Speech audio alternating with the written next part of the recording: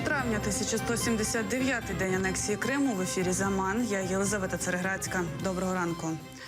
Вночі бойовики обстріляли дитячий центр у селі Зелений Гай Волноваського району Донецької області. Поліцейські виявили 6 пошкоджених вікон. Під час обстрілу на території табору, крім охоронців, нікого не було. У червні сюди планували завезти на відпочинок дітей. В зоні проведення антитерористичної операції загинув український боєць, ще 2 поранені. Про це повідомляє прес-центр штабу АТО на своїй сторінці у Фейсбук. З початку доби проросійські бойовики 16 разів відкривали вогонь по українських воїнах. Вони знову обстріляли Авдіївку, 3 місцевих мешканців поранено. Про це повідомив голова Донецької адміністрації Павло Жебрівський. За його словами, міна розірвалась біля автобусної зупинки на вулиці Некрасова. Один із поранених у важкому стані. Ще одна міна залетіла в подвір'я приватного будинку, пошкоджено вікна, стіни і дах. Окупаційний суд Бахчисарая оштрафував на 10 тисяч рублів Амітхана Юсупова. Він їхав на автомобілі з кримсько-татарським прапором. Про це в коментарі «Крим Реалії» розповів місцевий активіст Сервєр Мустафаєв. 18 травня російська поліція Бахчисарая затримала 5 машин з молодими людьми, які їхали з кримсько-татарськими прапорами. На водіїв автомобілів склали протоколи. Розгляд адміністративних справ інших учасників пройде сьогодні. Щороку у світі 7 мільйонів людей помирає від хвороб, спричинених курінням тютюну. Про це йдеться у першій доповіді Всесвітньої організації охорони здоров'я про шкоду тютюнової галузі. Сьогодні світ відзначає День без тютюну. Акція проти куріння пройде сьогодні і у Києві. Активісти вимагатимуть від депутатів заборонити брендовані пачки цигарок. Детальніше про це у вечірніх випусках. НАБУ відмовило відстороненому голові Державної фіскальної служби у виїзді на лікування до США. Як повідомила прес-служба відомства Фейсбук, таке рішення було прийнято вчора після розгляду клопотання підозрюваного. Роман Насіров просив детективів антикорупційного бюро відпустити його в США тому, що на його переконання тільки там є ліки і умови, необхідні для його лікування. Це вже друге звернення Насірова. Вперше до детективів бюро він звернувся в квітні з проханням дозволити поїздку до Варшави на змагання збірної України з дзюдо. Ігоря Козловського перемістили в Микитівську виправну колонію номер 87 у Горлівці. Відомого українського вченого незаконно утримують в окупованому Донецьку.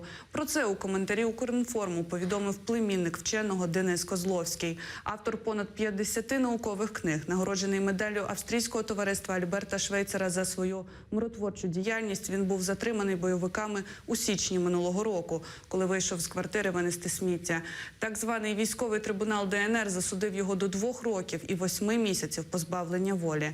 На засіданні тристоронньої контактної групи в Мінську порушувалося питання про звільнення вченого, проте сторона окупованої території не включає його в списки на обмін, аргументуючи свої дії тим, що вчений є нібито громадянином так званої ДНР.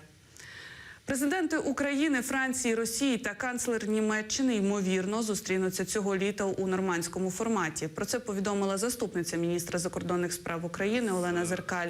Вона також додала, що сторони переговорів на швидкий результат не розраховують. Переговори у нормандському форматі на рівні замміністрів розпочались вчора у Берліні. В принципі, дає можливість. Я думаю, що цілком реальна зустріч влітку. А вибори не завадять? Пані Меркель є дуже заангажована в цей процес, і попередньо обговорювалось питання, що ця зустріч буде після її повернення з літніх канікул. Зараз всі розуміють, що такого швидкого результату від цього не буде. Але головне, щоб ситуація не погіршувалася, щоб вона була стабільною, щоб не було прямого протистояння.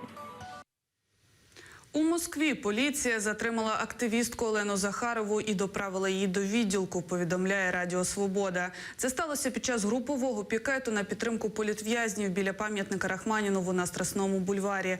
До учасників акції підійшов чоловік, зробив знімок і поставив кілька запитань. Невдовзі прибули поліцейські і затримали Захарову.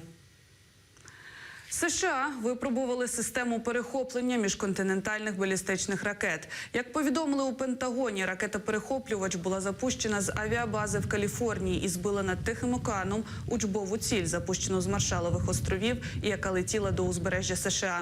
Як зазначається, це перші випробування подібного роду, які проводилися в світлі загрози з боку КНДР.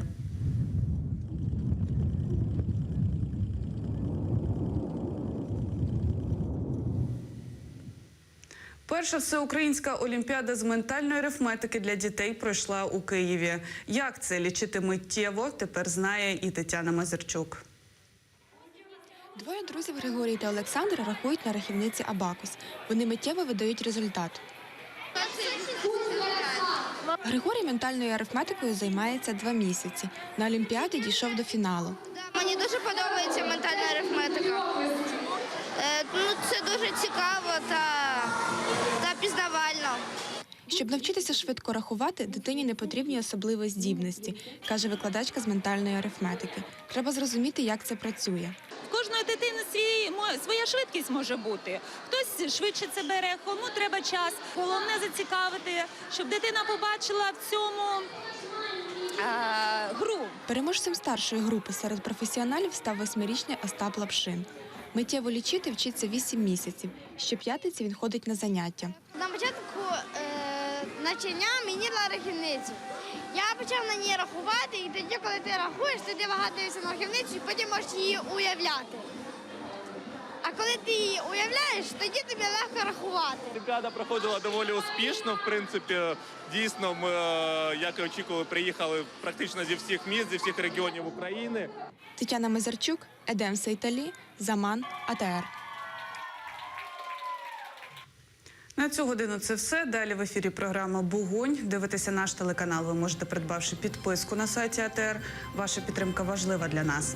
Наступний випуск «Заман» о 10-й. Залишайтеся з АТР.